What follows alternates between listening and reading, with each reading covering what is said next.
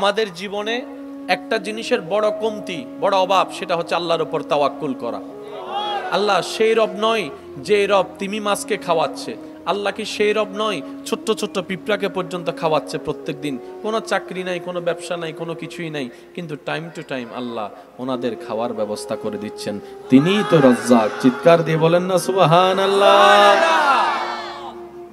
কথাগুলো কি আমরা মনে বসাতে পারবো? জোরে বলেন।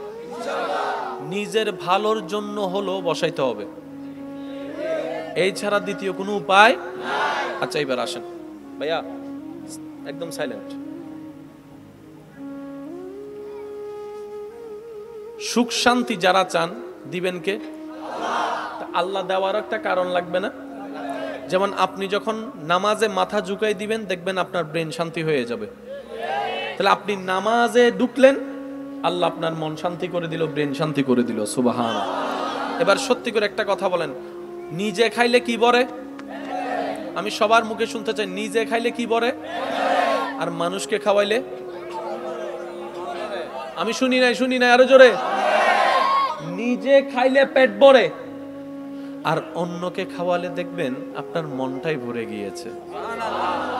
আপনি রাস্তা দিয়ে যাচ্ছেন, হঠাৎ ক্ষুধা লাগলো, একটা টঙের দোকানে আপনি গেলেন, আপনার পকেটে মাত্র 30টা টাকা আছে, বেশি কোনো টাকা নেই। আপনি ক্ষুধা নিবারণের জন্য ওই টঙের দোকানে গিয়ে একটা কলা, একটা বন নিলেন, একটা চা নিলেন। খেতে খেতে হঠাৎ করে আপনার নজর পড়লো একটা ছোট্ট বাচ্চার দিকে, যার শরীরে তেমন কোনো কাপড় নেই, উদাম গাও, দূর থেকে ওই কলার দিকে তাকিয়ে আছে, দূর থেকে ওই বনের দিকে তাকিয়ে আছে। দেখেই মনে হচ্ছে যেন খুব ক্ষুধা তার পেটের মধ্যে আছে, কিন্তু কেনার মতো সামর্থ্য তার কাছে নেই। আপনার নজরটা ওর দিকে পড়লো, আপনি ওনাকে ডাকলেন, ডাকার পরে বললেন, বাবা আপনার কি ক্ষুধা লাগছে? সে একটু মুচকি হেসে বলল, জি আমার ক্ষুধা লাগছে। তো তুমি খাও, আমার তো টাকা নাই। আপনি বললেন, টাকার চিন্তা করিও না, আমার যা আছে অর্ধেক আমি খাবো, অর্ধেক তোমাকে খাওয়াবো। এমনি পকেটে টাকা নাই, রেখেছিল অর্ধেক খেয়ে আর অর্ধেক গাড়ি ভাড়া দিবে, এই চিন্তা করে। এবার আমার সে ভাই কি করলো, দরকার হলে আমি হাইটে চলে যাব, তারপরও তো একজন ছোট্ট বাচ্চার ক্ষুধা নিবারণের একটু কারণ হতে পারবো, হয়তো আল্লাহ তাআলা এই উসিলায় আমাকে ক্ষমা করে দিতে পারেন। সুবহানাল্লাহ। এবার সে বাচ্চার হাতে আপনি নিজে দাঁড়িয়ে একটা কলা দিলেন, একটা বন দিলেন। ক্ষুধার্ত পেটে থাকা অবস্থায় সেই বাচ্চাটা যখন হাতে ক্ষুধা নিবারণের সেই কলাটা দেখতে পাবে, যখন বনটা দেখতে পাবে, তার সেই ক্ষুধা নিবারণের খুশিটা তার চেহারায় ফুটে উঠবে, তার চেহারায় ফুটে উঠবে। আপনি তার চেহারাটা একটু তখন তাকায় একটু দেখেন, ওই চেহারায় যে হাসিটা দেখতে পাবেন, লক্ষ কোটি টাকা খরচ করলো আপনি এমন সুন্দর হাসি এই পৃথিবীতে খুঁজে পাবেন না। আপনি দেখবেন এই 10-15 টাকার খরচের বিনিময়ে আপনি দিলে এমন একটা শান্তি পাবেন, যে শান্তিটা আপনি কোনো জায়গাও আর খুঁজে পাবেন না। সুবহানাল্লাহ। আপনি খাওয়ালেন অন্যকে, ওনার রব আপনার দিলে শান্তির ব্যবস্থা করে দিয়েছে। তাহলে আসুন আমরা একটু আওয়াজ দিয়ে বলি, সুখ পাওয়ার রাস্তা কি? আল্লাহর সৃষ্টিকে সুখে রাখা। শান্তি পাওয়ার রাস্তা কি? আল্লাহর সৃষ্টিকে শান্তিতে রাখা। এই ছাড়া বলেন না, অন্যকে কষ্ট দিয়ে নিজে কখনো সুখে থাকা, একটু জোরে বলেন না, অন্যকে কষ্ট দিয়ে নিজে কোনো সুখে থাকা। আপনি যদি মনে করেন, ভাইয়া প্লিজ, আমরা যদি মনে করি অন্যকে অপমান করে আমি ইজ্জতওয়ালা হব, তাহলে আমি ভুলের সাগরের মধ্যে ভাসতেছি। ইজ্জত তখন হয় আপনি যখন ইজ্জত দাতা যাকে ইজ্জত দিয়েছেন, ওই ইজ্জতকে যখন আপনি ইজ্জত দিবেন, ইজ্জত দাতা খুশি হয়ে ইজ্জত আপনাকে দান করবেন। আল্লাহ আমাদের সবাইকে একটু বুঝাতে হবে। কালিমা পড়ে মুসলমান হয়ে গেছে, সে বলছে যে ওদের বদনামের সাথে আপনার কোনো মিল নাই। নবী রাহমাতুল লিল আলামিন ইসলাম প্রচার শুরু করার পরে কিছুদিন পরে একজন ইহুদির স্ত্রীর কাছে গিয়ে একটা থলে দিলেন। ভাইয়া সুবহানাল্লাহ জোরে বলতে হবে তো, আর একটু জোরে বলা যাবে না?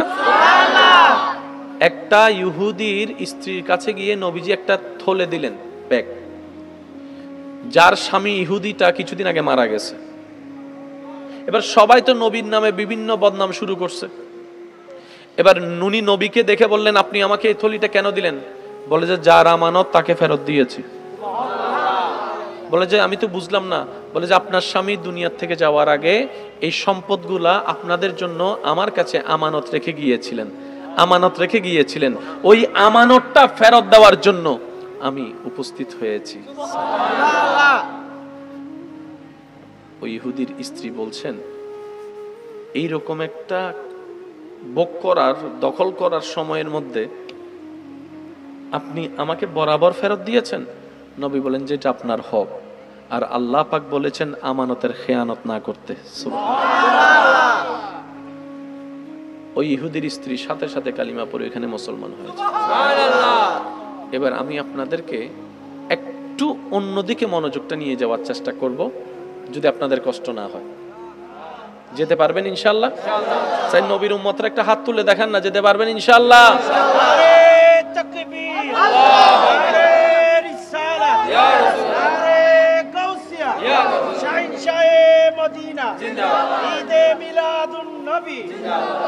উচ্চ আওয়াজ একবার বলেন মারহাবা। মানুষ মোবাইলের জন্য মারামারি করে কি করে না? জাগার জন্য, টাকার জন্য, সীমানার জন্য, দেওয়ালের জন্য, দোকানের জন্য। দরকার হলে রক্তের বদন ছিন্ন হয়ে যাক, তারপরে আমার বাগে বেশিই লাগবে। দরকার হলে তুই না খেয়ে মর, আমার ঘরে খাওয়া ঠিকভাবে থাকা লাগবে। সেই মানুষটা যে এইরকম করে করে সম্পদ জুড়িয়েছে, তার মাথায় যদি পিস্তল রাখা হয়, সে কি সম্পত্তি রাখবে নাকি লিখে দিবে? আমি একটু সবার উত্তর চাচ্ছি, রাখবে না লিখে দিবে? সে বলবে কি, বাঁচলে চলে, জানের মায়া, জান বাঁচলে চলে। তো তুমি যে এইভাবে মানুষের সম্পদ নিয়েছো, বলে যে এই কথা বাদ দে, কত কষ্ট করছি বাদ দে, কত মামলা বাদ দে, সব বাদ দে, আগে বাঁচিয়ে লই। তাহলে একটা সিচুয়েশনে এসে পৃথিবীর সব মানুষ আটকায় যায়, সেই জায়গাটা হচ্ছে প্রাণের মায়া। যদি জানের উপর হামলা আসে, সেই জায়গায় মোবাইল দিয়ে দিতে খুশি মনে রাজি আছে, জায়গা দিয়ে দিতে খুশি মনে রাজি আছে। আর যখন সেটা হারিয়ে যায়, তেমন আফসোসটা হয় না। যদি চিন্তাটা এইভাবে করে, মোবাইল হারিয়েছে, আইফোন, কিন্তু জানটা তো আছে, জানটা তো আছে, দোকান দুইটা দখল হয়ে গেছে, ঠিক আছে, জান তো আছে। জান থাকলে হয়তো আবার আসতে পারে, পরিশ্রম করলে আনতে পারবে, কিন্তু জানের সাথে কম্প্রোমাইজ কেউ করে না। এই কথাই সবাই একমত, কথা বলেন ঠিক কিনা? কিন্তু বিশ্ব ব্রহ্মাণ্ডে কিছু ঘটনা এমন আছে যেটা জ্ঞানীদের জ্ঞানকে পর্যন্ত থমকে দেয়। সুবহানাল্লাহ, সুবহানাল্লাহ, আর একটু জোরে সুবহানাল্লাহ। পৃথিবীর বুকে এমন কিছু ইতিহাস আছে যেখানে জ্ঞানীদের জ্ঞান পর্যন্ত থমকে যায়, যেখানে পুস্তকের জ্ঞান সীমিত হয়ে যায়। ইসলামের প্রথম যুগে যারা ইসলাম ধর্ম গ্রহণ করেছেন, তাদের উপর যে কি পরিমাণ নির্যাতন করা হয়েছে, কি পরিমাণ নির্যাতন, ভাষায় প্রকাশ করা যাবে না। দোকান বন্ধ করে দিয়েছে, ব্যবসা বন্ধ করে দিয়েছে, চাকরি বন্ধ করে দিয়েছে, ওদের সাথে কথা বলা বন্ধ করে দিয়েছে, সমাজ থেকে আলাদা করে দেওয়া হয়েছে, খাবার বন্ধ করে দিয়েছে। শেষ পর্যন্ত যখন শুধু একটাই শর্ত ছিল যে মুহাম্মদকে ছেড়ে দাও, মুহাম্মদের আল্লাহকে ছেড়ে দাও, আমাদের গুলাকে নাও, আবার সবকিছু ফেরত দিব, ডবল করে ফেরত দিব। সবাই এক বাক্যে বলেছিল, যদি একটা দোকানের পরিবর্তে দুইটা দাও, তারপরও আল্লাহকে ছাড়তে পারবো না, আল্লাহকে ছাড়তে পারবো না। সুবহানাল্লাহ। যদি আমাদেরকে একটা ঘরের পরিবর্তে দুইটা ঘরও দাও, তারপর আল্লাহকে ছাড়তে পারবো না। আমি সবার একটু মনোযোগ চাচ্ছি। আমরা সব মানুষ এক কথায় একমত হয়েছি এই একটা জায়গায় এসে, জানের ব্যাপারে, যেখানে মানুষ আর কোনো কিছু চিন্তা করে না। সিগনেচার করতে হলে সিগনেচার করে দেয়, যদি ফিঙ্গারপ্রিন্ট দিতে বলে সেখানেও ফিঙ্গারপ্রিন্ট দিয়ে দেয়, কারণ তার মাথায় পিস্তল টাকা হয়েছে। একটা বাটন টিপলে গুলিটা তার খুলি উড়ে নিয়ে যাবে, সে আর পৃথিবীর মায়া দেখতে পারবে না, সূর্য চন্দ্র দেখতে পারবে না। জানের মায়া সবারই আছে, কিন্তু যখন সাহাবায়ে কেরামের উপর বিভিন্নভাবে অত্যাচার করা হচ্ছে, পানি বন্ধ করে দিচ্ছে, বুক তৃষ্ণায় ফেটে যাচ্ছে, তারপরেও মুখে আছে লা ইলাহা ইল্লাল্লাহ, লা ইলাহা ইল্লাল্লাহ, চিৎকার দিয়ে বলেন সুবহানাল্লাহ। যখন ওনাদেরকে বিভিন্নভাবে অত্যাচার করা হচ্ছে, এমনকি মায়ের সামনে সন্তানের গলায় ছুরি রাখা হয়েছে, আর বলা হচ্ছে তুই আল্লাহকে অস্বীকার কর, মুহাম্মদকে অস্বীকার কর, না হয় তোর ছেলের গর্দান আমরা কেটে ফেলবো। তখনও সেই মা বলছে, সন্তান একটা নয়, 100টা যদি থাকে 100টা সন্তান কোরবান করে দিতে রাজি আছি, তারপরও আল্লাহকে ছাড়তে পারবো না, নবী মুহাম্মদকে ছাড়তে পারবো না। সুবহানাল্লাহ, আল্লাহু আকবার। ইয়া রাব্বানা, ইয়া রাব্বানা। নবীর উম্মতেরা ডান হাত তুলে একবার বলেন মারহাবা, আর একটু জোরে বলেন মারহাবা। মায়ের সামনে সন্তানের গর্দান দ্বিখণ্ডিত করা হয়েছে, তারপরও মায়ের অন্তর বিন্দু পরিমাণ ব্যতীত হয় নাই, আল্লাহকে ভুল বুঝে নাই, নবীকে ভুল বুঝে নাই, বরং সেটা সৌভাগ্য মনে করেছে, সৌভাগ্য মনে করেছে, আনন্দ পেয়েছে। এই জায়গায় এইখানে থাকবো তো থাকবো, কয়দিন থাকবো, কাল না হয় পরশু, কুল্লু নাফসিন যায়িকাতুল মউতের মাধ্যমে মৃত্যুবরণ তো করতে হবে, একদিন না একদিন তো পরকালে যেতে হবে। আরে কালকে যখন যেতে হবে, আজকে চলে যায়, সমস্যাটা কি হবে? কিন্তু কালকে গেলে হয়তো জান্নাত নাও পেতে পারি, কিন্তু আজকে গেলে তো শহীদের মর্যাদা দিয়ে আল্লাহ আমাকে জান্নাত দিবে। কিন্তু পয়েন্ট এক জায়গায়, কি মরণ সামনে, কিন্তু আল্লাহ ছাড়ে নাই, নবী ছাড়ে নাই। সম্পদ, একটু জোরে বলতে, সম্পদ, মোবাইল, গাড়ি, বাড়ি, সন্তান, সবকিছু ছেড়ে দিয়েছে, আল্লাহকে ছাড়ে নাই, নবীকে ছাড়ে নাই। বেলালে হাবশি রাদিয়াল্লাহু তাআলা তৃষ্ণার্ত রেখেছে অনেকদিন, কারণ তাদের ধারণা ছিল তৃষ্ণা যখন বুক ফেটে যাবে, যখন সে তৃষ্ণা সহ্য করতে না পেরে পানি চাইবে, তখন আমরা এক হাতে পানির বাটি নিব আর এক হাতে মূর্তিটা নিব, আর ওকে বলবো যদি মূর্তিটাকে দেবতা হিসেবে মেনে নাও, পানি এখন তোমাকে দিব। এই শর্তে তারা প্ল্যানিং করেছে। যখন ওনাকে উত্তপ্ত গরম রোদের নিচে শোয়ানো রাখা হয়েছে, উদাম গায়ে সারা শরীর হাত পা টেনে যখন বেঁধে রাখা হয়েছে, অপরাধ শুধু একটাই ছিল, আল্লাহকে এক বলে স্বীকার করেছে, নবী রাহমাতুল্লিল আলামিনকে রাসূল বলে স্বীকার করেছে। আর কোনো অপরাধ ছিল না ভাইয়া, আর কোনো অপরাধ ছিল না। যখন এই উত্তপ্ত গরম রোদ ওনার শরীরকে তৃষ্ণার্ত করে তুলছে, যখন পানি পানি করে চিৎকার করছে, সামনে যখন বাটিটা আনলো, ও হযরত বেলাল রাদিয়াল্লাহু তাআলা মনে করছেন হয়তো তাদের অন্তরে কিছুটা হলো তো মায়া যাবে, মানুষ বলে তো কথা, একটু তো মায়া হয়ে পানি দিতে পারে। দেখে যে না, বাটিটা নিয়ে আসলো, মূর্তিটা নিয়ে আসলো, বলে যে মূর্তিকে গ্রহণ করো দেবতা হিসেবে, পানি তোমাকে দেব। হযরত বেলাল বললেন পানি নিব না, পানি খাবো না, পানি খাবো না, পানি লাগবে না। পানি, তোমার তৃষ্ণা তো অনেক বেশি, তোমার কণ্ঠনালী শুকিয়ে গিয়েছে, বলে এই পানি খাবো না, যে পানি পান করতে গেলে আল্লাহকে অস্বীকার করতে হবে। আরে তুমি তো আমাকে বাটি দেখাচ্ছ, আর আমি এখান থেকে হাউজে কাউসারের পানি দেখতে পাচ্ছি। আল্লাহু আকবার। একটু আমরা যে জায়গায় গিয়ে আটকাই যাই, জান সাহাবায়ে কেরাম, আল্লাহ এবং রসুলের প্রেমিকরা সেই জায়গায় বলছে জান যাবে তো যাক। আর একটু জোরে বলা যাবে? জান যাবে তো, জান যাবে তো।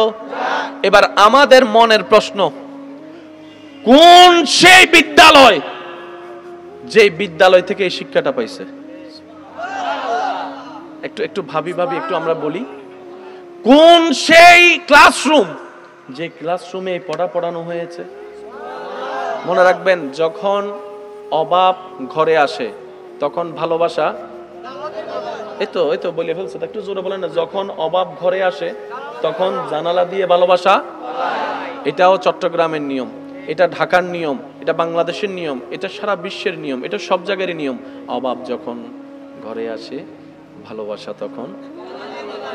কিন্তু সাহাবায়ে কেরামের ভালোবাসা জানলা দিয়ে পালাই নাই, জানলা দিয়ে পালাই নাই, অভাবকে আপন করে নিয়েছে, ক্ষুধার্ত থেকেছে, তৃষ্ণার্ত থেকেছে, সন্তান হারা হয়েছে, তারপরও ভালোবাসাটা জানলা দিয়ে পালাই নাই।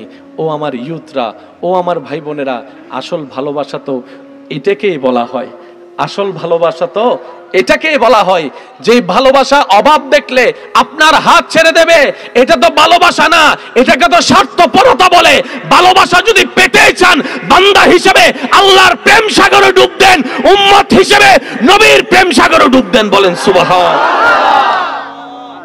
এটা ভালোবাসা। এবার বলেন, দুনিয়াতে ভালোবাসা আছে না নাই? মারা যাওয়ার সাথে সাথে স্ত্রীর হাত ছেড়ে দেবে কে? আমি বলবো না, আপনারা জোরে বলেন, স্ত্রীর হাত ছেড়ে দিবে কে? ভাইয়ের সঙ্গ ছেড়ে দিবে ভাই, ভাইয়ের সঙ্গ ছেড়ে দিবে ছাত্রের সঙ্গ ছেড়ে দিবে শিক্ষক, সবাই ওনাকে মিলে কবরে রেখে আসবে। সবাই হাত ছেড়ে দিয়েছে, বুঝবেন, সবাই হাত ছেড়ে দিয়েছে, কবরে রেখে দিচ্ছে, কবরে রেখে দিচ্ছে, কবরে রেখে দিচ্ছে। আল্লাহর রহমত আর নবী,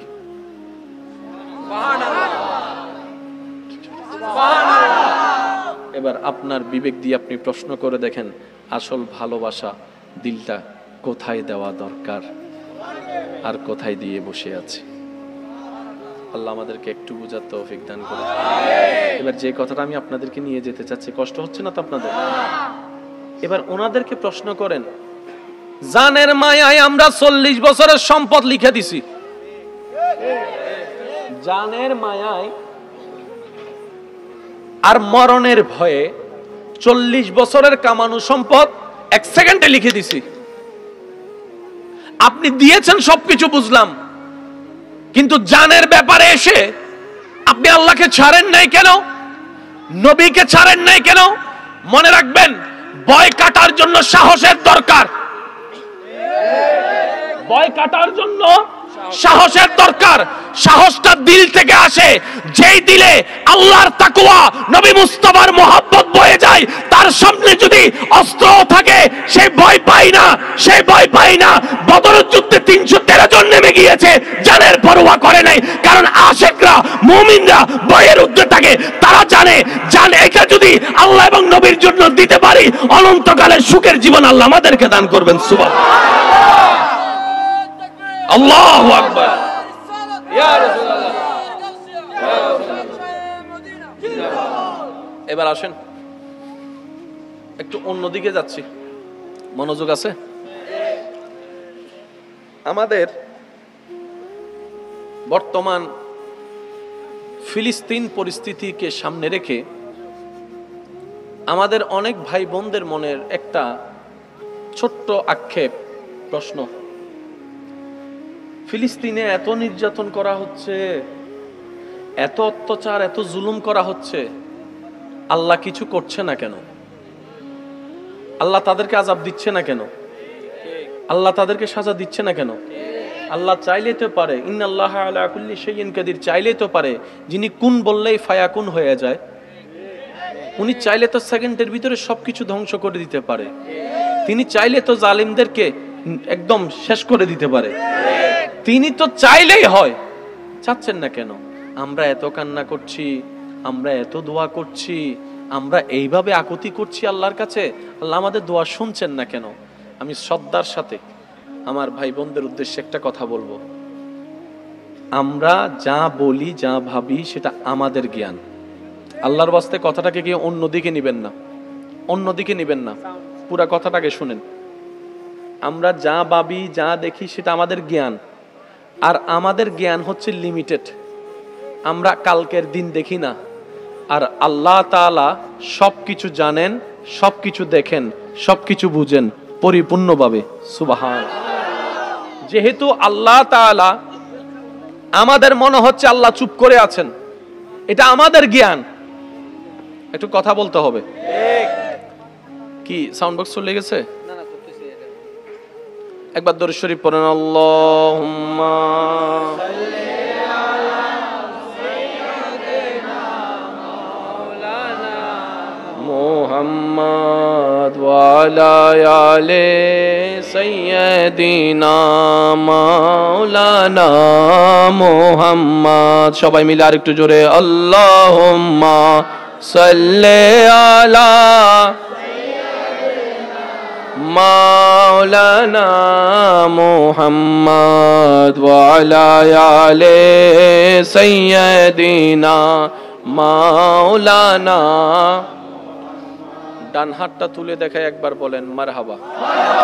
হয় না, হয় না, একটু আওয়াজটা গর্জন, বলেন মারহাবা। এবার হাতটা নামান। মনোযোগ আছে সবার? কথাটাকে একটু শেষ করি, নাহলে আবার অনেকে ভুল বুঝে বসে থাকবে।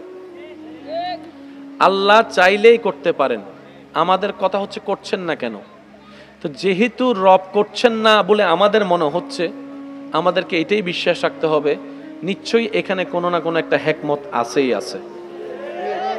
কারণ আমাদের জ্ঞান সীমিত, আল্লাহর জ্ঞান অসীম, আর উনি সময় মতো উপযুক্ত কাজ করেন। ওনার সময় মতো যেদিন হবে সেই দিনে করবে। কিভাবে করবে? করার মতো করবে। কেমন ভাবে করবে? যেভাবে করা দরকার সেভাবে করবে। আমরা ভুলে গেলে চলবে না, মুসা নবীর উম্মতের উপরে ফেরাউনের সেই কঠিন অত্যাচারে আল্লাহ তাআলা কিন্তু ওকে ফিরে আসার জন্য যথেষ্ট সুযোগ দিয়েছিলেন, যথেষ্ট সুযোগ দিয়েছেন। কিন্তু শেষমেশ যখন ফিরে আসেনি, আল্লাহ তাআলা ফেরাউনকে নিচ্ছিন্ন করে দিয়েছে। কথা বলেন ঠিক কিনা? এই পৃথিবীর ইতিহাসে যত অত্যাচারী ছিল আল্লাহ তাআলার মতো করে সবাইকে সুযোগ দিয়েছেন ফিরে আসার জন্য। কিন্তু আবার এটাও সত্য যে অত্যাচারীর অত্যাচারকে আল্লাহ তাআলা বেশি দিন টিকতে দেয় নাই, যখনই ধরেছেন শেষ করে দিয়েছেন। তা আমি এই কথাটা বলার একটাই কারণ, আমরা যেন এই কথার চিন্তায় পড়ে, শয়তান তো সবসময় আমাদের পিছনে লেগে থাকে ঈমান চুরি করার জন্য, ঠিক না? হয়তো মনের মধ্যে একটা চিন্তা আসতে পারে কি, আল্লাহ থাকলে তো এগুলো করতো, আল্লাহ থাকলে তো বিচার করতো, আল্লাহ থাকলে তো সাজা দিত। আমি শুধু এতটুকু বলবো, আল্লাহর কুদরত বুঝার মতো ন্যূনতম জ্ঞান আমাদের কারো নাই। তিনি আসমানকে সৃষ্টি করেছেন খুঁটি ছাড়া। সুবহানাল্লাহ হয় না? আরে জোরে। যিনি জমিনকে ভাসিয়ে রেখেছেন পানির উপরে, উনি ভালো করে জানেন কখন কি করা কিভাবে দরকার। তবে এতটুকু মনে রাখবেন, অত্যাচারীদেরকে কোনো ছাড় দেওয়া হয় নাই অতীতে, ভবিষ্যতেও কখনো হবে। আপনারাই তো বলেন আল্লাহ ছাড় দেন, কিন্তু আল্লাহ ছেড়ে দেন না। সুবহানাল্লাহ, সুবহানাল্লাহ। কিন্তু আমার মন বলে, প্রাণ বলে, প্রত্যেকটা ঈমানদার সুযোগ পেলেই ফিলিস্তিনে যাওয়ার যদি একটু সুযোগ থাকতো। যুবক ভাইয়ের আওয়াজ দিয়ে বলেন ঠিক কিনা? একবার যদি যাওয়ার সুযোগ থাকতো, আমার ঈমান বলে, আমার মন বলে, বাংলার একটা ঈমানি যুবক ঘরে বসে থাকতো না, ঘরে বসে থাকতো না, সবকিছু উৎসর্গ করে ফিলিস্তিনিদের পাশে দাঁড়িয়ে যেত। কথা বলেন ঠিক কিনা? আল্লাহ আমাদের সবারই ঈমানকে হেফাজত করুক। আর একটু জোরে বলেন।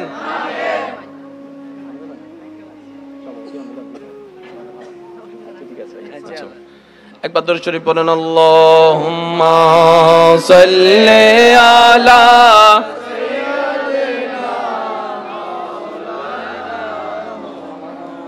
ওয়া আলা আলি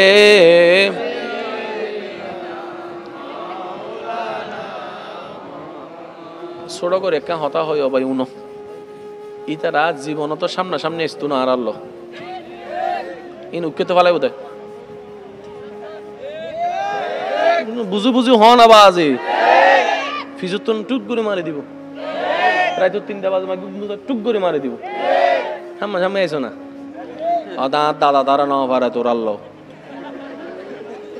এসে না মাথা ঠিক না বেটে খাওয়া না। মুসলমানের তো কিছু নাই, কিচ্ছু নাই। দেখজন আছে তো, আছে না? আছে না? আরা কি বেগুন সবসময় কি আরা বালা চলিতারি না, বালা ইবাদত করিতারি না? তারপর আল্লাহ হাবাদ দেন নবা এসো হাবাদ দিয়ে না হদ দছ না, ফজরত গুমুত রুটিবার আগে নাস্তা দিয়ে ফেলার দেন না। আরা হয়তো বউয়ে বানাই দে, মা বানাই দে, বনি অন্য ইনুবি লেহি রেখি দে, তুই এসি দে ফেরেস্তাই হদ আল্লাহতে তো নামাজ না পড়ে। আল্লাহ দিন আল্লাহ আর বান্দার ব্যাপার, তুই কেন গলর আর বান্দার হাবাই ইমদে ডর করে হন না। সুবহানাল্লাহ। আছে তো একজন, আছেন একজন, আছে আওয়াজই বেজেন ছোট নয়, আর কেন জোর আছেন একজন, আছে দিবেন নাম কি? আছে দিবেন নাম কি? সমস্ত ক্ষমতার অধিকারী বহন, কুল কায়নাত সৃষ্টি করে দিব হন, আদেশ দিলে ওই যে গুদে বেগিনি বহন। ইবে চাইলে বেগিন পারে, ইবে যেতে কেন সময় লর, তার মানে ধরা কঠিন বুধবা। মনে রাখবেন, ফেরাউনকে ধরেছে আল্লাহ ওই সময়ের মতো করে, নমরুদকে আল্লাহ ধরেছে ওই সময়ের মতো করে। বর্তমান পৃথিবীর জালিম অত্যাচারীদেরকেও আল্লাহ ধরবেন এই সময়ের মতো করে। কথা বলেন ঠিক কি না? তবে আমাদেরকে এগোতে হবে ঈমানি ধৈর্যের সাথে, বেশি বেশি ইস্তেগফার করে রবের কাছে ক্ষমা চাইতে হবে। কথা বলেন ঠিক কি না? যেহেতু আমরা এখান থেকে ওনাদের জন্য গিয়ে কিছু করতে পারছি না, আমরা ইস্তেগফারের মাধ্যমে, দরুদ শরীফের মাধ্যমে রবের কাছে দোয়া করে করে আমাদের ভাই বোনদের জন্য ঈমানি শক্তি বাড়ার জন্য আমরা দোয়া করব। কথা বলেন ঠিক কিনা? তবে একটা বিষয় বারবার অবাক করেছে, আমি জানি না আপনাদের এই বিষয়টা নজরে এসেছে কিনা, বেশিরভাগ দেখা যাচ্ছে বাচ্চারা মারা যাচ্ছে। হতানা কেন বুঝিবার চেষ্টা করেন, বেশিরভাগ মারা যাচ্ছে কে? তো যুদ্ধ তো বাচ্চারা করতে পারে না, বাচ্চা কেন মারতেছে? তার মানে ভবিষ্যৎ প্রজন্ম ধ্বংস করাই হচ্ছে তাদের মূল লক্ষ্য। পয়েন্টটা কি বুঝতেছেন? এক সময় যে ফিলিস্তিনিরা ওদেরকে থাকার জন্য আশ্রয় করে দিছে, এক সময় যে ফিলিস্তিনিরা মায়া উদার করে তাদেরকে মায়া দিয়ে থাকার জন্য আশ্রয় করে দিয়েছে, আজকে যে প্লেটে খাইছে সেই প্লেটে ছিদ্র করার জন্য চেষ্টা করতেছে ওরা। কথা বলেন ঠিক কিনা? তবে মনে রাখবেন, আমরা ছোট্ট মানুষ, একটা কথা আবদার করে বলতে চাই আমার ইমানি ভাইদের কাছে, বোমার পাওয়ার ওদের হাতে, কথা বলতে হবে, পারমাণবিক কাজ ওদের হাতে, বিমান ওদের হাতে, আমেরিকা ওদের হাতে, ডলার ওদের হাতে, পত্রিকা ওদের হাতে, বিবিসি সিএনএন ওদের হাতে, সারা বিশ্বের বড় বড় দেশ নেতারা ওদের হাতে, সব ওদের। আমাদের কিচ্ছু নাই, একজন আছে। আরেকটু জোরে বলেন, আরেকটু জোরে বলেন। আল্লাহ আমাদেরকে ঈমানি শক্তি নিয়ে বেঁচে থাকার তৌফিক দান করুন। আমার মূল বিষয়টা ছিল আমরা যেন এই সমস্ত বিষয় দেখে ঈমান হারা না হই, শয়তানের ফাঁদে পড়ে। এটা বুঝাতে চেয়েছি আমি কি বুঝাতে পারছি কথা? আল্লাহ আমাদের সবাইকে একটু বুঝার তৌফিক দান করুন।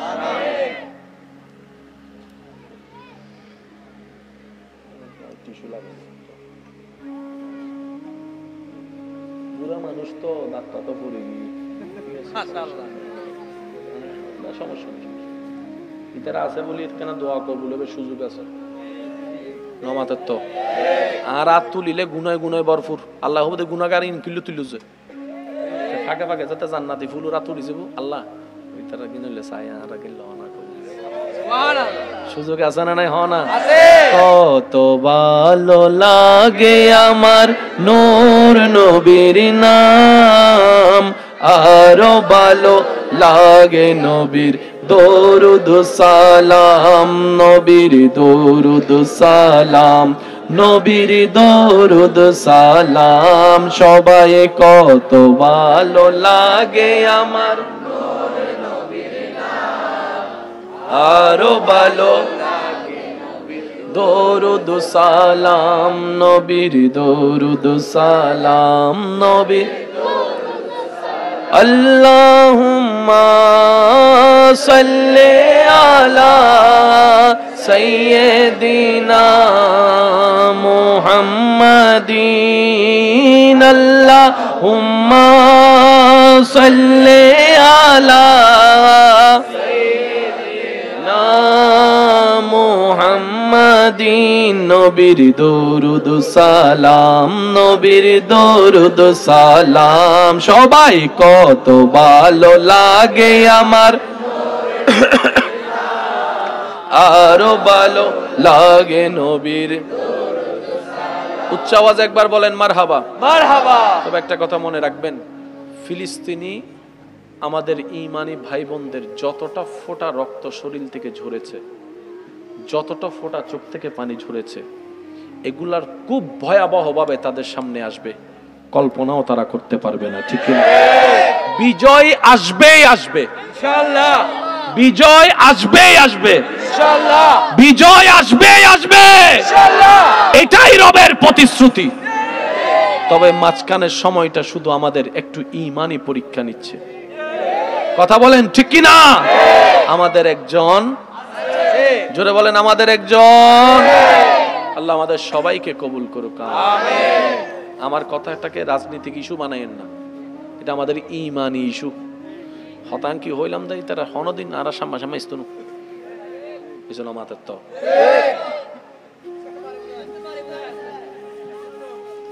আচ্ছা জীবনও থুনুদিন এই ফুটবল খেলা মিদি ওই হার খেলা বেশি জমে হন হন দল। হ্যাঁ আর্জেন্টিনা তো ব্রাজিল ন? হ্যাঁ আচ্ছা আর্জেন্টিনা তো ব্রাজিল, ব্রাজিল উল্লাহ নেপাল উল্লাহ খেলা হলে চাইতে যাবে না? হ্যাঁ ক্যা ওরো এই বাগল্ল বিয়েলো বিলে গৈছি ঠিক না বেটে খাওয়া না বাজে খেলাইবে টক্কর অন্য ভরিব না তো তোরা তুন তো বেগিন আছে, ফিলিস্তিনের তুন তো কিছু নাই। ইতারা তো নতাই এরা যে ইতারা বুক ফুলাইতে ঠিক কি সুবহানাল্লাহ ইবের ইমানি শক্তি তোমার আর তো নাই ভাইতেও না কারণ তোমার আর ভিতর ঢুকে গিয়ে মত, তোমার আর ভিতর ঢুকে গিয়ে শুরুর গুস্ত ও মাথা না ঠিক না আর হারা বইতারি নানা ধর্ম তখন কিন্তু কমতি নাই। আল্লাহ ইল্লে করি ইন্নাদ্দিনা ইনদাল্লাহিল ইসলাম, ইসলামের ইল্লে করি সাজাই দিয়ে তোমার করে হনছিল। তবে ওনার একখান জিনিস খেয়াল করছো না হইন্য পারি ইয়া এদিন বোম মার দে আর মা বই নকলে কিন্তু বোরহানো সারে কষ্ট নিয়েন না আমার কথায়। ফিলিস্তিনের যতগুলো ভিডিও মোটামুটি ছবি দেখবেন বেশিরভাগই দেখবেন মা বোনেরা পর্দা করা অবস্থায় আছে, অথচ সেকেন্ডে সেকেন্ডে ওদের উপর হামলার উপর হামলা, হয়তো বোমা দিয়ে না হয় গুলি দিয়ে। এত কিছুর পরেও পেটে কিন্তু খাবার নাই, কিন্তু পর্দাটা ওনারা ঠিকই রাখার চেষ্টা করেছেন। সুবহানাল্লাহ। আমার যে সমস্ত বোনেরা একটু পর্দা করতে চায়, আমার মনে হয় এই বিষয়টা হবে আমার বোনদের জন্য সবচেয়ে বড় একটা অনুপ্রেরণা। থাকার জন্য ঘর ভেঙে গেছে, কাপড় চোপড় কিছু বের করতে পারে নাই, কিন্তু যতটুকু সম্ভব অতটুকুর মধ্যে পর্দা দিয়ে নিজের দেহকে আড়াল করার চেষ্টা করতেছে। বলেন না সুবহানাল্লাহ। কারণ পর্দার হুকুম দিয়েছেন কে?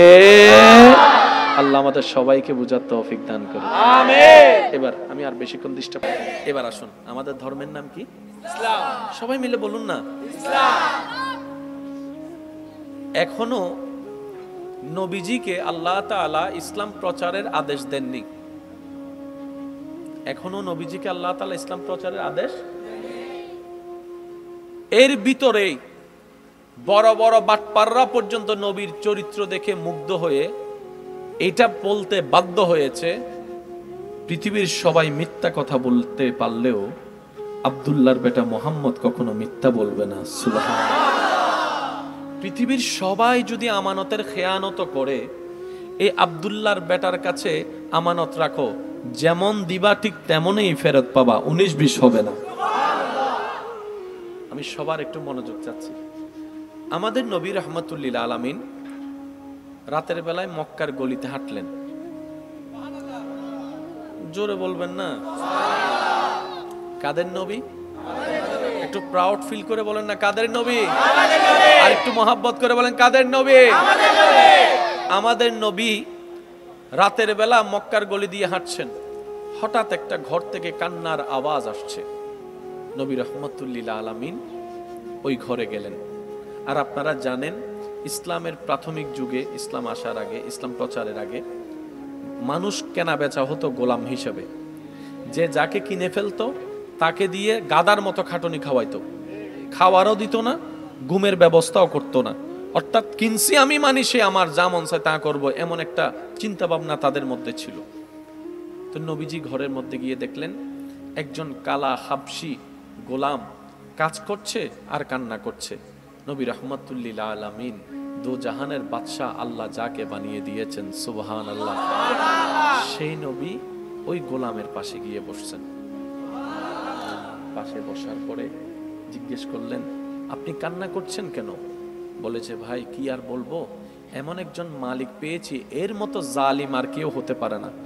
দিনভর আমাকে খাটায়, কষ্ট দেয়, রাতে আমাকে ঘুমাইতে দেয় না। আজকে কয়েকটা দিন আমি অসুস্থ, আমার শরীর কাজ করার কোনো শক্তি নেই, তারপরও সে আমাকে দিয়ে কাজ করাচ্ছেই আর করাচ্ছে। নবী রাহমাতুল্লিল আলামিন তার কথা শুনে বললেন, ভাই আপনি চিন্তা করবেন না, আপনি আরাম করেন, আপনার পক্ষ হয়ে কাজটা আমি করে দিচ্ছি।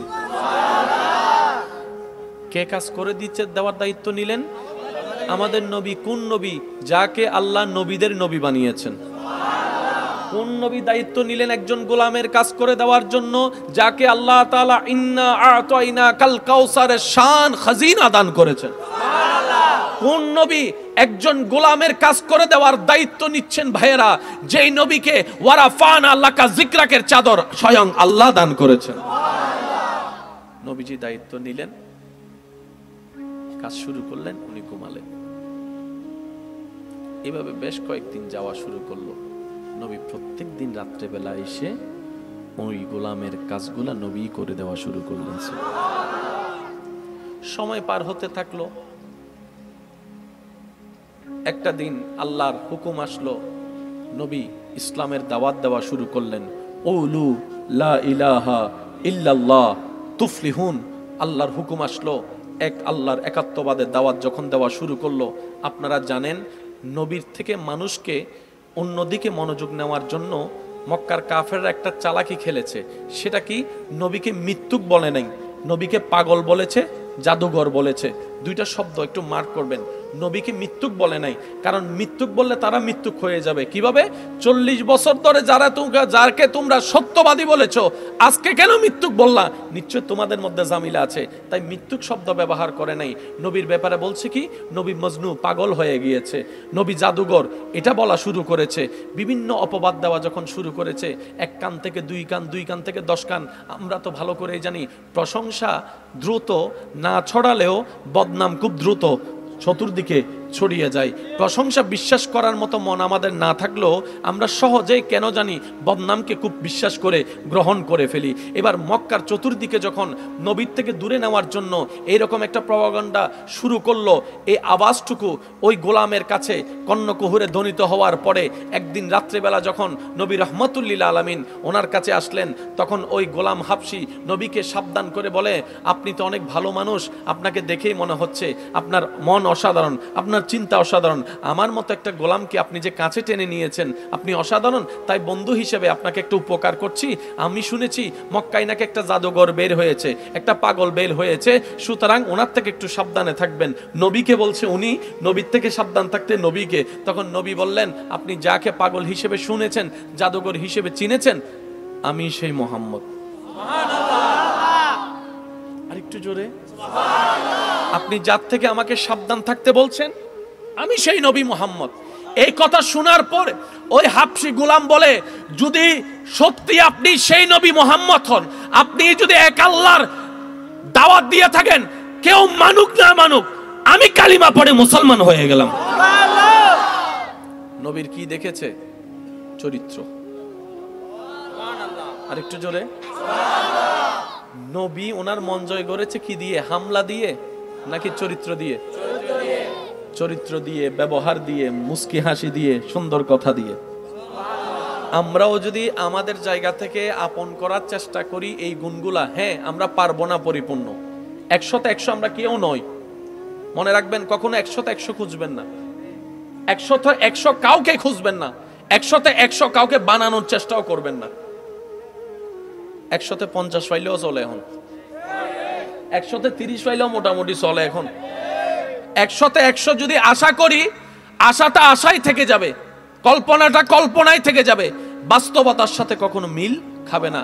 সেজন্য কখনো কারোর ভিতরে 100তে 100 না খুঁজে আমরা যদি নিজেরাই 100তে 100 হতে পারি, তাহলে অন্তত অন্য কেউ আমাকে পেয়ে, আপনাকে পেয়ে 100তে 100 পেয়ে যাবে। বলেন না সুবহানাল্লাহ? কষ্ট পেয়েছেন আমার কথা? আমরা সব সময় অন্য থেকে আশা করি, তোর তো নম্বরই বোধহয় চিহ্ন মাথা কেনা, ঠিক না বেটে খাও না, এই তোর তো নম্বরই বোধহয়, ঠিক না? এবার আসেন, কষ্ট হচ্ছে না তো আপনাদের? একদম আস্তে আস্তে করার চেষ্টা করছি, একদম সফটলি ভাবে বলার চেষ্টা করছি। সকলের জীবনের অতীতকালের কবিরা সগীরা গুনাহকে মাফ করে দিন, আমিন। আল্লাহ তাআলা আমাদের মা বাবার গুনাহকে মাফ করে দিন, আমিন। আমাদের যত আত্মীয় স্বজন এবং এই এলাকায় যত কবরবাসী কবরের আযাবে কষ্ট পাচ্ছে, আল্লাহ তাআলা মেহেরবানি করে প্রত্যেকটি কবরবাসীকে আযাব থেকে মুক্তি দান করুন, আমিন। এতক্ষণ পর্যন্ত যারা আলোচনা করেছেন, নাতে রাসূলের খেদমত পেশ করেছেন, আল্লাহ ওনাদেরকেও কবুল আর মঞ্জুর করুক, আমিন। সম্মানিত উপস্থিতি, আমরা বেশি রাত গভীর করব না। আমি সবার কাছে একটা বিনয়ের সাথে অনুরোধ রাখব, আল্লাহ তাআলা আমি অদমকে যতটুকু সময় বলার তৌফিক দান করবেন, এই সময়টুকু সবাই মনের কান দিয়ে শোনার চেষ্টা করবেন ইনশাআল্লাহ। আর আমাকে একটু আওয়াজ দিয়ে সহযোগিতা করতে হবে। যারা যারা করতে রাজি আছেন একবার বলেন মারহাবা, আর একটু জোরে বলেন মারহাবা। আসুন আমরা কিছু জিনিস আগে একটু বুঝার চেষ্টা করব ইনশাআল্লাহ। সবাই নিজে বাঁচতে চায়, চাইতেই পারে। সবাই সুখে থাকতে চায়, চাইতেই পারে। সবার তো সেই স্বাধীনতা অধিকার আছে, এটা নিয়ে কোনো কথা টানাটানি করার কোনো সুযোগ নাই। তবে আমরা যে ভুলটা করি সেটা হচ্ছে অন্যের মুখ থেকে হাসি ছিনিয়ে নিয়ে নিজে হাসার চেষ্টা করি। আমরা অন্যের সুখের জীবনে কাঁটা হয়ে নিজের জীবনে সুখের বাতি জ্বালানোর চেষ্টা করি, যার ফলে হয় ওকেও সুখে থাকতে দিই না, নিজেও সুখে থাকতে পারি না। টোটাল বিষয়টা একটু অবজারভেশন করলে দেখা যায় আমরা নিজেরাই নিজেদের ক্ষতির কারণ, নিজেরাই নিজেদের অশান্তির কারণ, নিজেরাই নিজেদের দুঃখের কারণ। কথা বলেন। এবার বলেন, আল্লাহ তাআলা আমাদের জন্য কি সুখ রাখেননি? আমরা পাচ্ছি না কেন? নিশ্চয়ই আমাদের কোনো একটা জায়গায় ভেজাল। একটু সবাই মিলে বললে খুশি হব। আমার ভেজালটা আসলে কাদের ভিতরে? আমারটা আমার ভিতরে, আমারটা আমার ভিতরে, আপনারটা আপনার ভিতরে। এবার আপনারা একটু ভেবে বলুন তো, হাজারবার চেষ্টা করলেও কি এই দুনিয়ায় আর আসতে পারবো? তাহলে আমাদের সুযোগ কয়বার? এই যে গিয়েছে যারা, আর আসার সুযোগ পাচ্ছে না। আমরাও চলে যাব একদিন। হয়তো এই দুনিয়াবাসী যারা মাটির উপরে থাকবে তারা আমাদের নাম নিয়ে হয়তো একটু স্মরণ করবে, বাস এইটুকু। এর বাইরে কিচ্ছু করা সম্ভবপর। আল্লাহ তাআলা আমাদেরকে একটু বুঝার তৌফিক দান করুন। তো সুখে বাবা প্লিজ প্লিজ ভাইয়া একটু দেখেন না, আপনারা একটু দেখলে হবে, আপনারা একটু দেখলে হবে। স্যার সবাই মিলে একটু মন খুলে দরুদ শরীফ পড়েন। আল্লাহুম্মা সাল্লি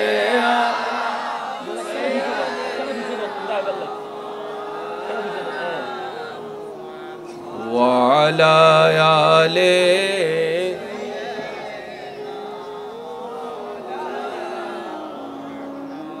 নয় নয় ইবে কেন সিডেঙ্গে আওয়াজ অম ভরিব আর কেন জোরে আল্লাহুম্মা সাল্লি আলা সাইয়্যিদিনা মাওলানা মুহাম্মদ ওয়া আলা আলি সাইয়্যিদিনা মাওলানা মুহাম্মদ।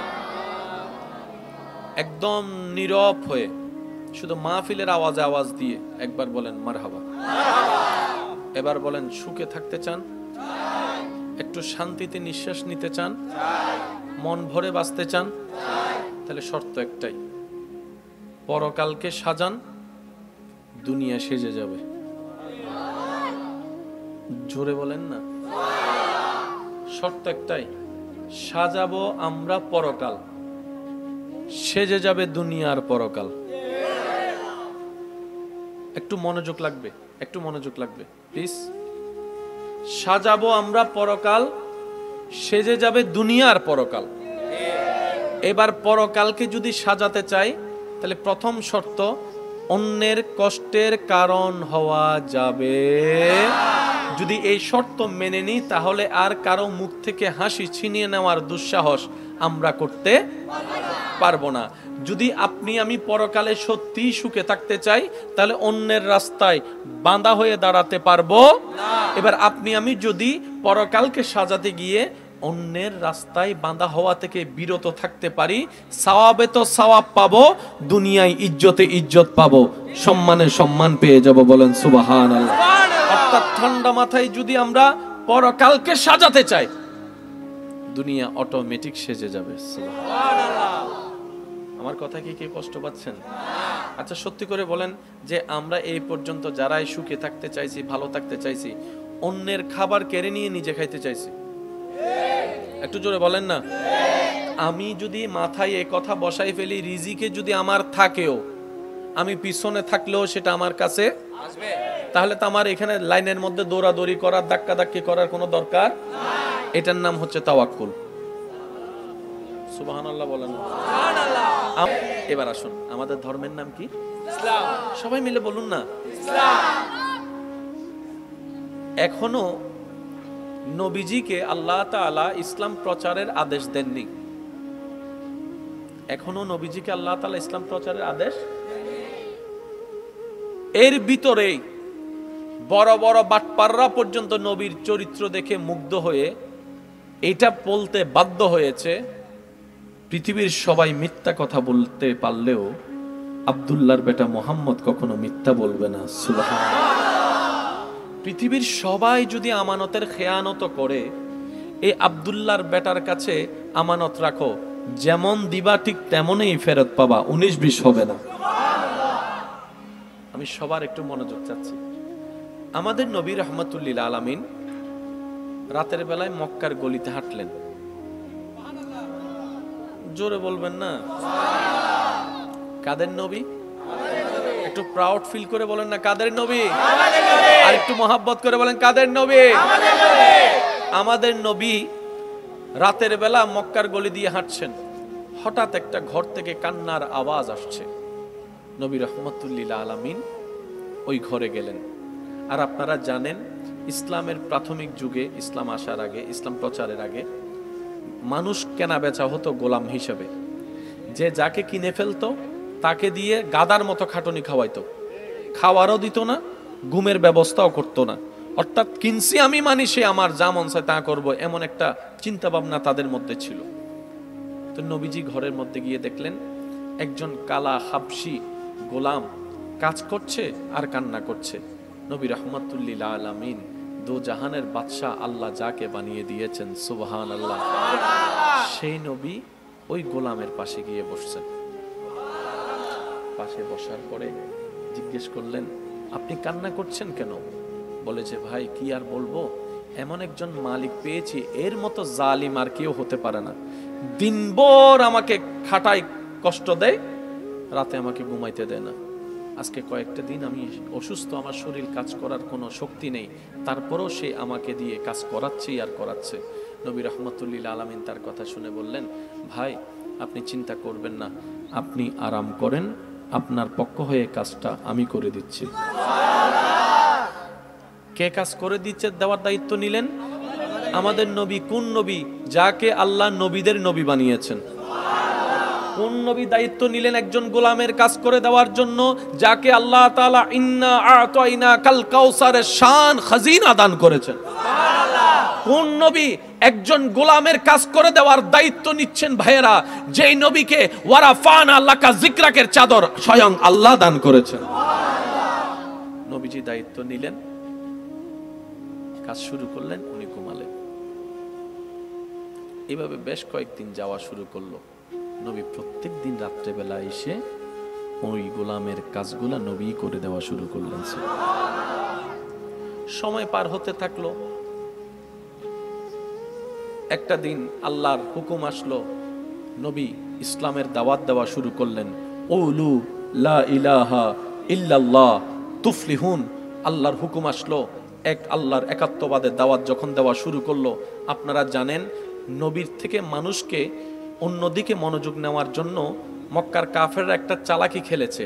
সেটা কি? নবীকে মৃত্যুক বলে নাই, নবীকে পাগল বলেছে, জাদুঘর বলেছে। দুইটা শব্দ একটু মার্ক করবেন।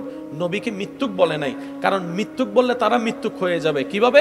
40 বছর ধরে যাকে তোমরা সত্যবাদী বলেছো, আজকে কেন মৃত্যুক বললা? নিশ্চয় তোমাদের মধ্যে জামিলা আছে, তাই মৃত্যুক শব্দ ব্যবহার করে নাই। নবীর ব্যাপারে বলছে কি? নবী মজনু, পাগল হয়ে গিয়েছে, নবী জাদুঘর, এটা বলা শুরু করেছে। বিভিন্ন অপবাদ দেওয়া যখন শুরু করেছে, এক কান থেকে 2 কান, 2 কান থেকে 10 কান।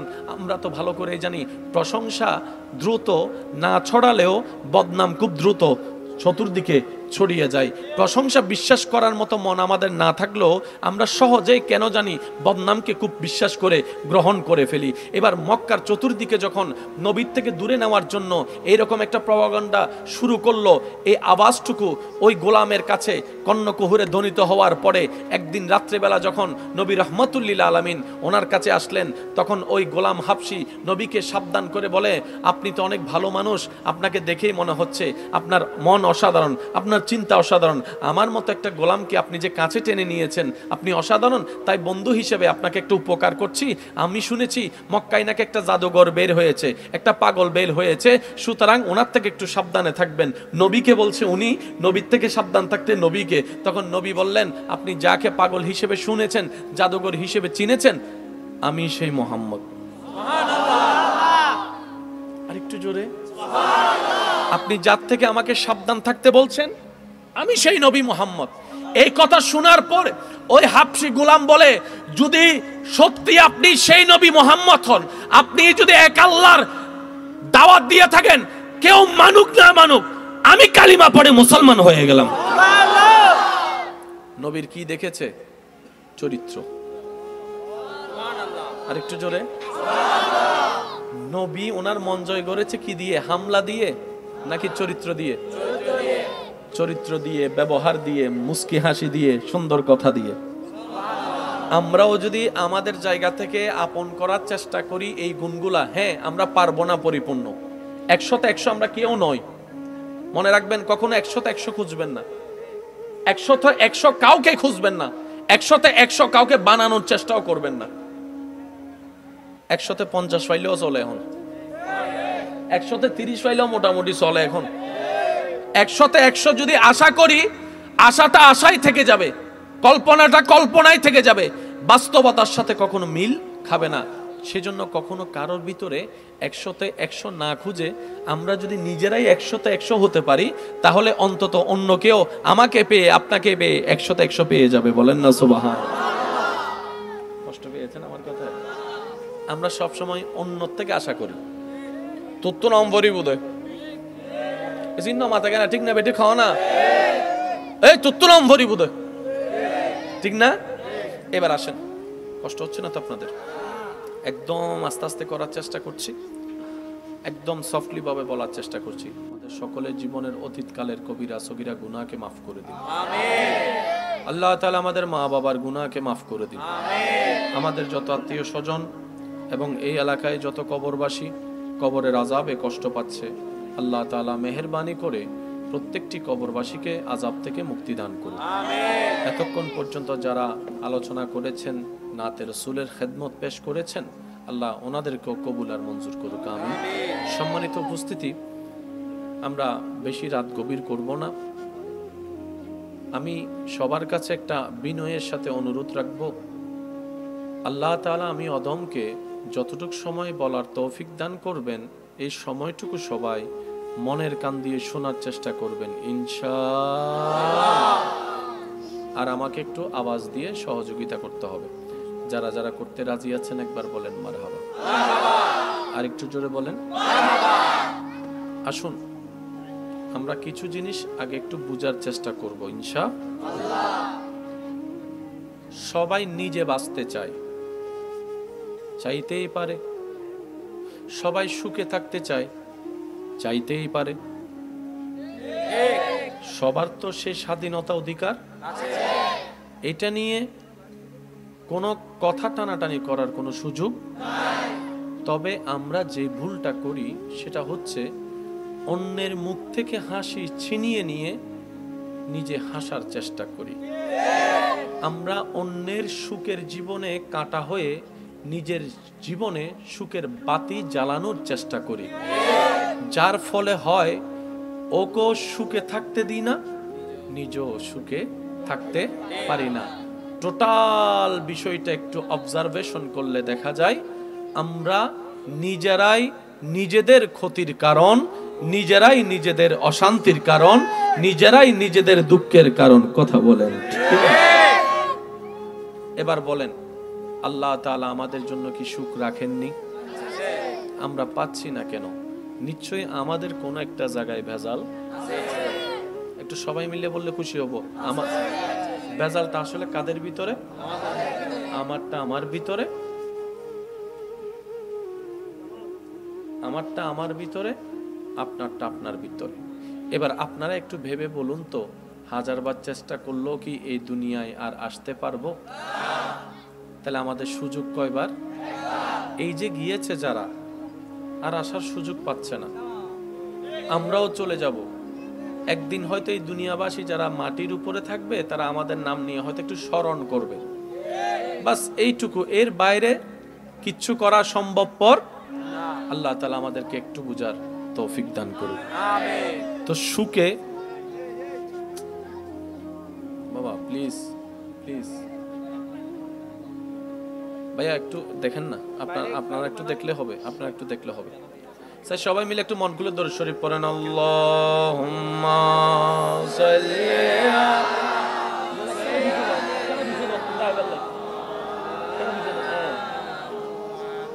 وعلى آله